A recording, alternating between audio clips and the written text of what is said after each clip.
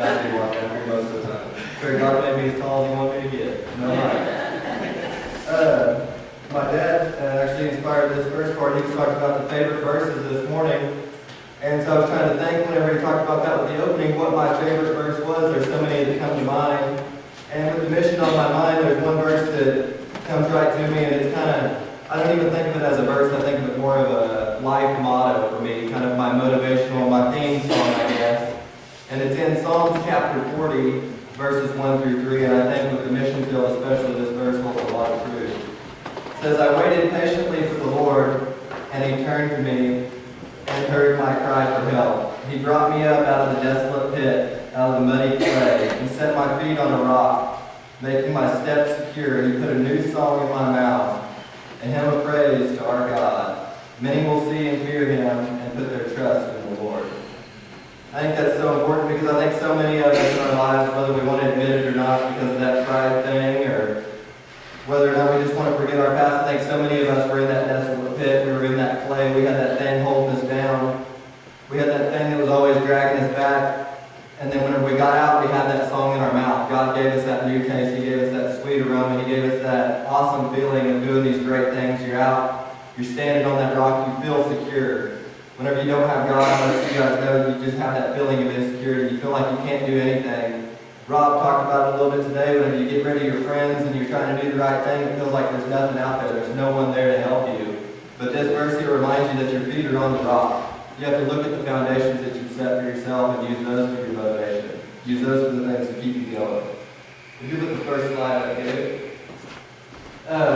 I've been here and spoke on the mission quite a few times before, so I just want to do a quick overview to start with, and then I was going to tell you a little bit about what this next trip's going to involve. I'll be leaving on March 11th to go back with a team of 7 this spring. So basically, what is Kids Club, or what is HCH? HCH is called Haiti's Children's Hope, and that's the name of our mission. The first thing that we had started was a Kids Club back in 2012. And it started with about 18 kids, just a Saturday feeding program. They would come in and learn a Bible lesson, and then they would get some kind of food. Usually, to start out with, it was just popcorn balls, because that's all the family could afford. It started out with 18 kids. Right now, our Kids Club that we run every Saturday, we feed about 600 kids, and they meet in our school right now. And this is just since 2012 that all this has happened. The next little program that was started was a child sponsorship program we started the next year. And it's just $25 a month to go to pay for a kid. And basically they get a care package every month for that $25 against their family. And it's usually rice and beans and then some type of hygiene products that they alternate. That way the family has something to try to keep themselves sanitary. Okay, we don't have pictures, but I'm good at talking, so we can roll with it. Technical difficulties. The second thing that we started after the child sponsorship, and there's actually the youth group is sponsoring 2 kids right now from the child sponsorship. And all of the kids that go to the school currently are either in the program waiting to be sponsored or are already sponsored. And so that gives us it's a little easier for us to keep an eye on them if we see them every day at school and get to talk to their parents on a weekly basis and things like that. The next program that we had started was a program called Food for Life. And it started about March of 2013, I think. So it was my first mission trip over there. We decided to start this Food for Life program. And there's been quite a few purchased from this church, actually, from individual donations. And it's to where we can buy goats for families. And what we do is the mission will go out and buy a goat, and we have a billy that'll impregnate the goat, and we'll give it to a family, and they get about 2 weeks of training. Well, they get training every other day by a farmer in the community that volunteers with the mission. And they'll get training on how to do maintenance with the goat, how to care for the goat, how to raise kids, how to milk the goat. And so as soon as the goat has babies, then the family gets to keep all those babies. That's their gift. And they donate the adult back to the mission so we can re-give it to another family. And I think to date we've had 5 goats bought from this congregation, if I can remember right. That's been bought over the years since I've been there. And it's been an amazing program. Most of the goats that were bought in the first year are already with their 3rd or 4th family now. And so that one-time purchase, if you were one of them that bought a goat in the first year, that one-time purchase of $65 has already benefited 4 to 5 families with multiple goats. And there was a guy that, whenever I was there this last fall, we had got him a goat with the Food for Life program, and they had 10 kids their family did. And so it kind of seems bad. You see situations like that, and you want to give them more help than the others and things like that, but you can only give them, you have to distribute the wealth because everyone needs so much help. But you see this family and they're weighing on your heart, and while we were there, the guy said, "You don't understand how much hope this has brought our family." He said, most of you know that's done anything with livestock. It's not very common for triplets and goats, and especially for them to be all males. But the males, just like with cows or anything else, the males are worth a lot more for breeding purposes. And his gave birth to the babies, and so after they were getting ready to be weaned, they gave the mom back, and we went and talked to the guy, and they had got 3 young billies. And he said even though he got absolutely nothing from those billies, he knew he couldn't get milk right away, he knew he couldn't eat them right away because they were just little bitty kids. The hope that that brought into his life gave him motivation to wake up every morning, gave him motivation to work for his kids. Okay, you can go to the first slide still. But it gave him that motivation. That was kind of like his Bible. He got to wake up and see Christ in action every day. Most of them can't read or write. The ones that can't read and write don't have Bibles, obviously. And so they see Christ, the only gospel they see, like I was telling the kids this morning, most people that you talk to that are non-Christians have never read this Bible. They don't know what the gospel is because they don't know what the Bible says. So the only gospel they're seeing is what they see in people that claim to be Christians. So if you claim to be a Christian, you're what Matthew, Mark, Luke, and John is supposed to be talking about. Most people, until they've been a so-called Christian for multiple years, will never even read those books all the way through. And so those goats are Jesus to him. He's seeing Jesus through those goats every single morning. That gives him that motivation. Just those little things like that. That little bitty, those goats, that's his foundation when he wakes up in the morning. That's what gets his feet on the rock, off on the right step. He has that motivation, he has that right frame of mind. The next business that we started was a micro business, was the next program that we started. And we haven't done a ton of these because it takes a lot of training. We have a group of guys that own businesses of their own or have been college educated, and they do 2 weeks of training, and it's everyday training, every day after the family gets off work if they have a job. They'll do training on how to run their own business, how to make profits from it, how to reinvest in their business. And it costs about $50 for most micro businesses. We started some chicken farms. We started a seamstress business for making school clothes and patching clothes. We started a business making little furniture chairs, and we were actually able to fund that business a lot. When we built the school, we were able to buy a lot of the chairs for the classrooms and stuff to help that business out more. And then we've even done a cookie business for a lady that was a single mother that had a bunch of kids, and she bakes cookies and sells them on the side of the road now. And so all the $50 basically gives them an education and packaging and enough to make their first investment. And they're used to living with so little, they can make $50 go a long way. It's amazing. I can barely go to Walmart for $50. I'll probably come out owed money. And these people turn $50 into a whole lifestyle. It's just amazing. There's even one guy that we had hired him for our driver in their little tap taps, their version of a taxi cab, and we had donated some money to him the last trip that we went, because we didn't have the last spring, because we didn't have the money we didn't have enough just to be able to give him a ton of money, but he refused to take any money from us. He wouldn't let us pay him for his services for driving him around for his fuel. And so when we left, our liaisons that are in Haiti, we donated money to them and said, we want this driver to have this money because he doesn't realize how much he blessed us. Well, when I went back this last fall by myself, the driver had taken that money that we gave him and bought himself the junkiest pickup I've ever seen in my life. I put a camper shell on the back and it started his own taxi business. And so now this spring, whenever we go, it's knocking about $200 off the cost of all of our missionaries to not have to hire a taxi driver now, because he said he will not accept money and he'll be our driver for the week while we're there. And so just little things like this, even if it seems like nothing to us, can make such a big difference in the world. You can give someone that little bit of hope. The newest thing that we started whenever I went this fall was for the opening of the school.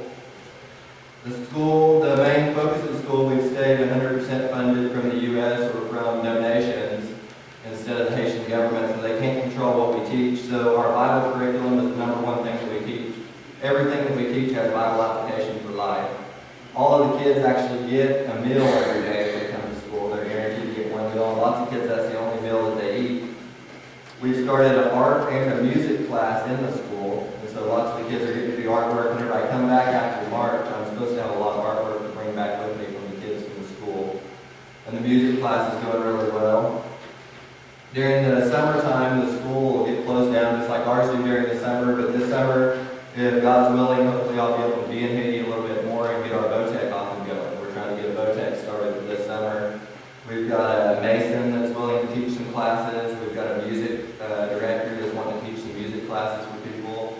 We've got a carpenter and just a regular businessman that works at the church that are wanting to teach people trades for free so they can better themselves and better their community. So that's basically the programs that we have going. HCHO has a mission statement, and Matthew 25 verses 35 through 46, I'm going to read real quick.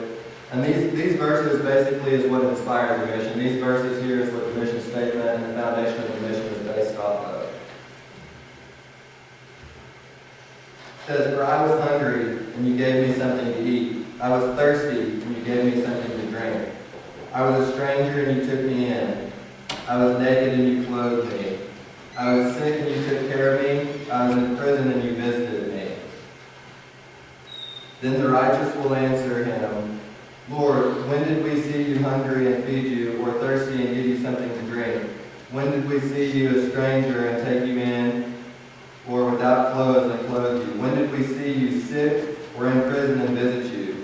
And the king will answer them, "I assure you, whatever you did for one of the least of these brothers of mine, you did for me." Then he will also say to those on the left, "Depart from me, you who are cursed into the eternal fire, prepared for the devil and his angels. For I was hungry, and you gave me nothing to eat. I was thirsty, and you gave me nothing to drink. I was a stranger, and you didn't take me in. I was naked, and you didn't clothe me. Sick and in prison, and you didn't take care of me."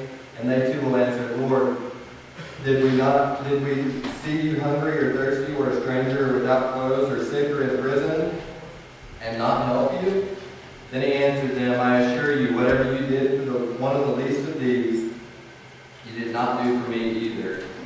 And they will go away into eternal punishment, but the righteous into eternal life. And so these set of verses here, basically, the purpose of this mission is to reach the children who live in poverty in this community, to give these children that good foundation like we talked about, to help them to become not only Christians, but also good citizens, honest people, people who might be able to have a trade and have a little bit of morality and be able to actually help their community instead of just go through the path. They don't have any public schools in Haiti, so all of the kids, if you have an education, usually it's because you come from a family with wealth and they can afford to send you to school.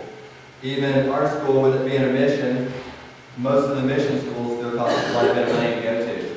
Our school, we've got it lowered down to where the parents only pay $5 a month. And I was against that 100% from the start, to have the parents pay anything at all. And our missionaries over there said that if we didn't have the parents pay something, that they wouldn't be invested in making sure their kids actually take it serious. They wouldn't be invested in making sure their kids study on their homework and do all their things.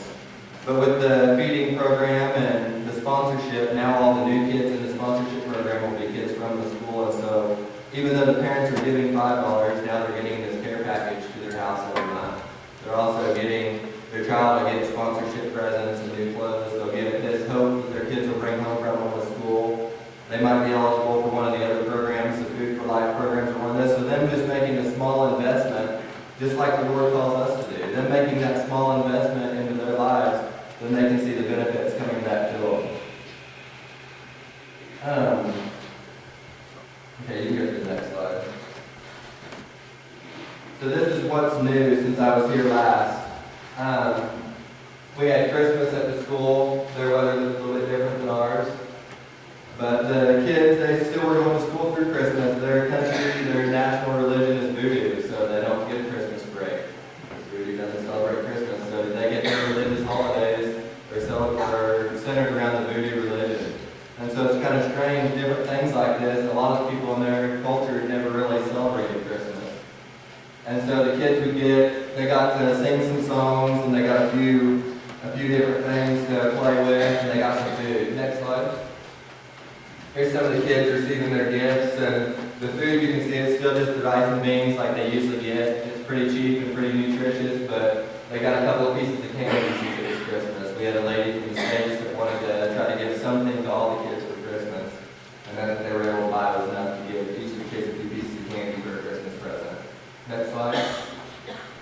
This is just a few more of the kids that they got gifts. The little boy in the red shirt, actually, I didn't realize this until this morning whenever I was looking through it. There's a kid that me and Nikki sponsored. Caroline pointed him out.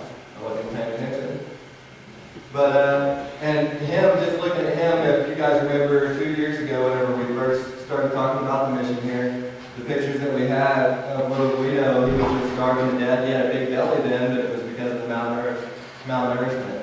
And now he's getting a lot stronger and actually getting fairly healthy. Very, very smart kid.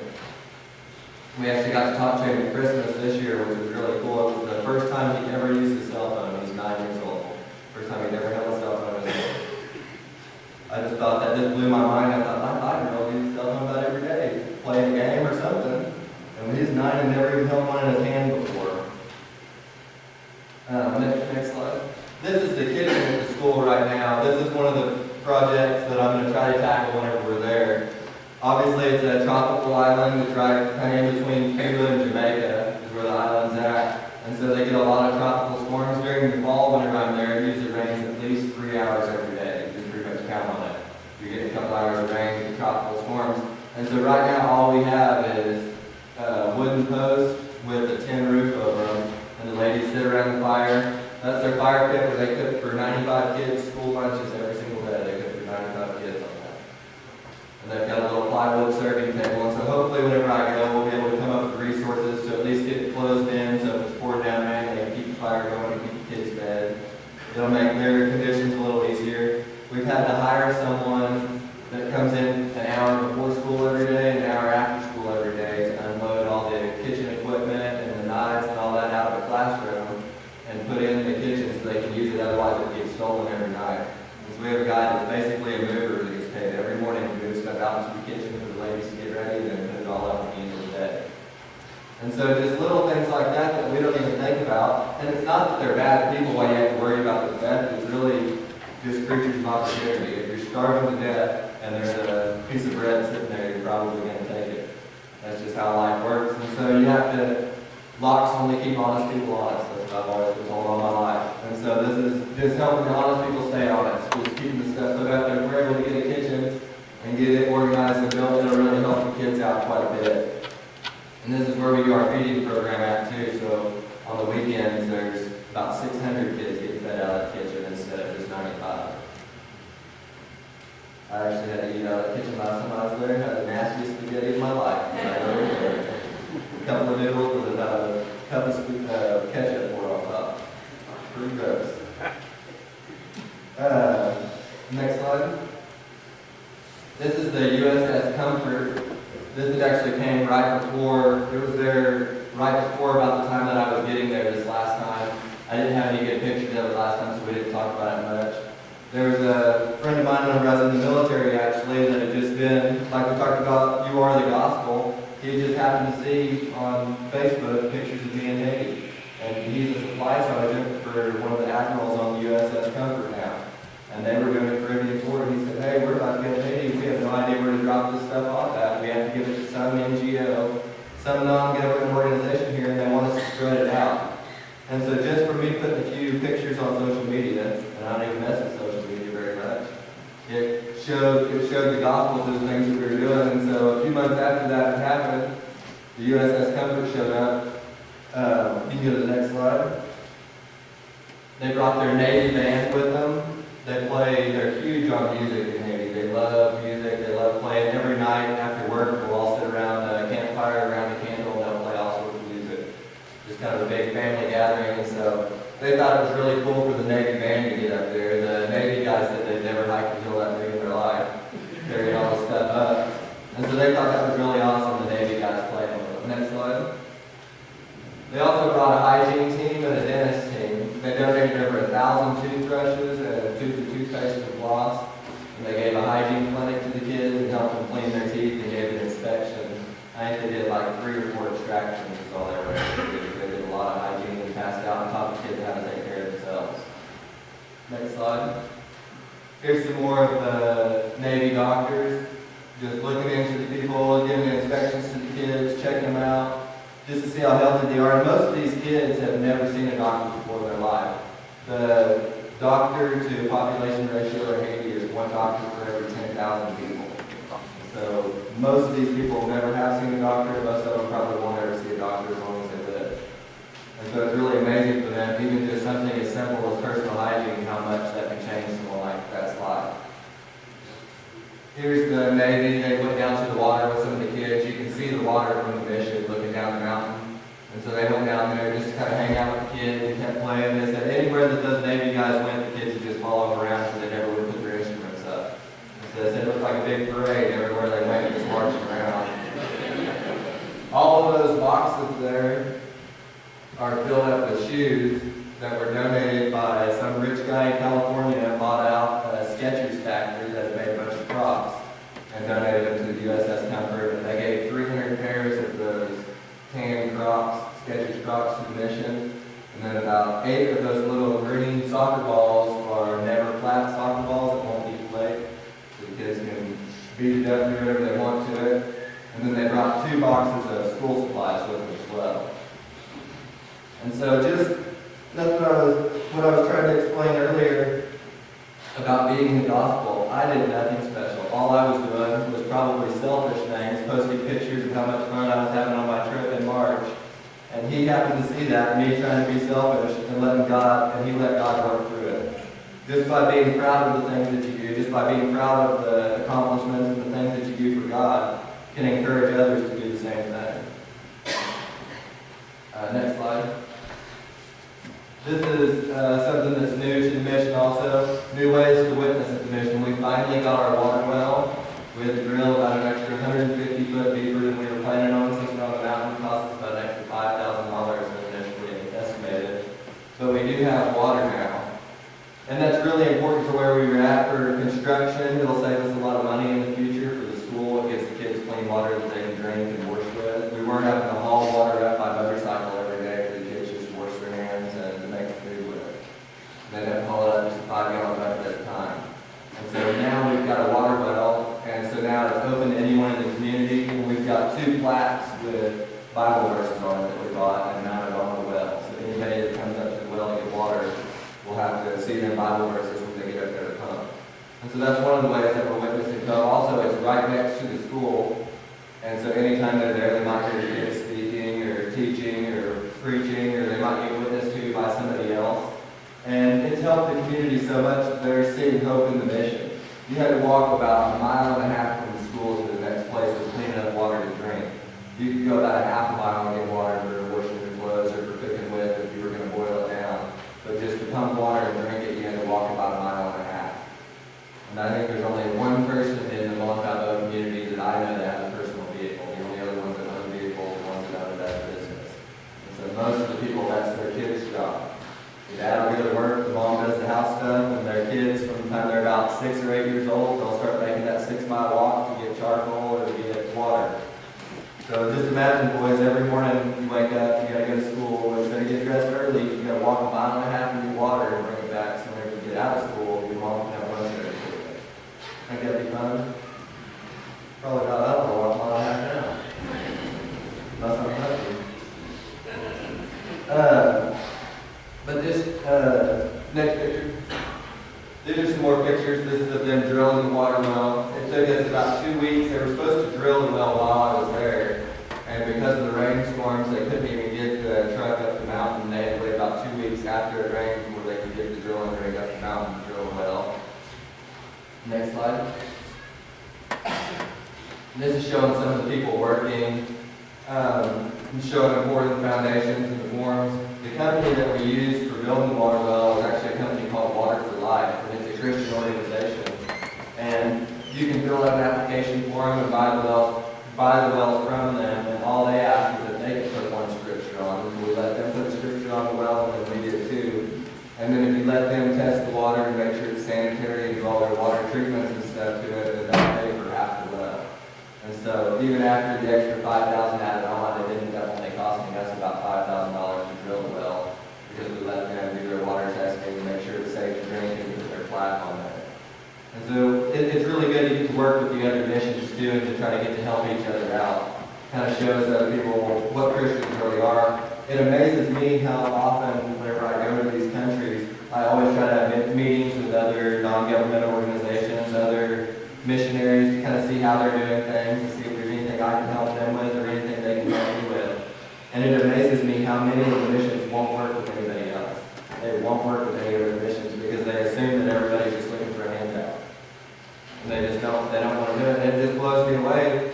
And some of them, I'm not going to list the names of any of them. I don't want to run them down. But some of them are national organizations that you hear nothing but good things about. And we went trying to rent a dump truck from them, offered to pay them. Nope, we'll take donations. That's all they want. And it just blows my mind that people aren't willing to help each other. And so this Water for Life company, whenever we got teamed up with them, I was really, really pleased.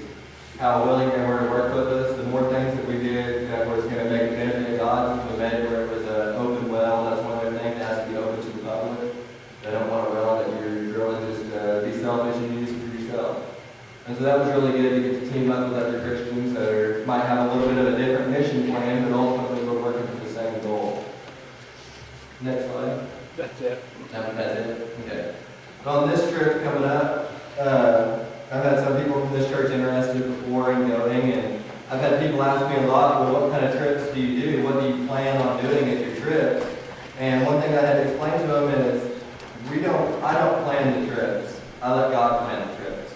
We have a sheet that we have everybody fill out that goes on the trips, and it's basically a skills sheet or a likes and dislikes sheet. And anything that someone writes down on that sheet, we will plan the trip directly around them. This trip that I have coming up in March, we have 3 women between 40 and 50 years old, and 3 teenage girls from 16 to 19. I'm the only guy going, and typically we've done construction projects when we went. Well, just because of the people that we have going, there's one of the ladies that's from Dubuque, Oklahoma, and she went with us last March. She always loved doing vacation Bible school. And so this year, whenever we go, we're going to do a 4-day vacation Bible school while we're there during their Rah-Rah Festival. Their Rah-Rah Festival is basically like Mardi Gras is to New Orleans, Rah-Rah is to this area. There's a lot of voodoo culture in it, there's a lot of drinking and partying and drugs involved. And so while this festival is going on during the day, we're going to have a VBS to try to keep the kids focusing on God and keep the kids away from that area.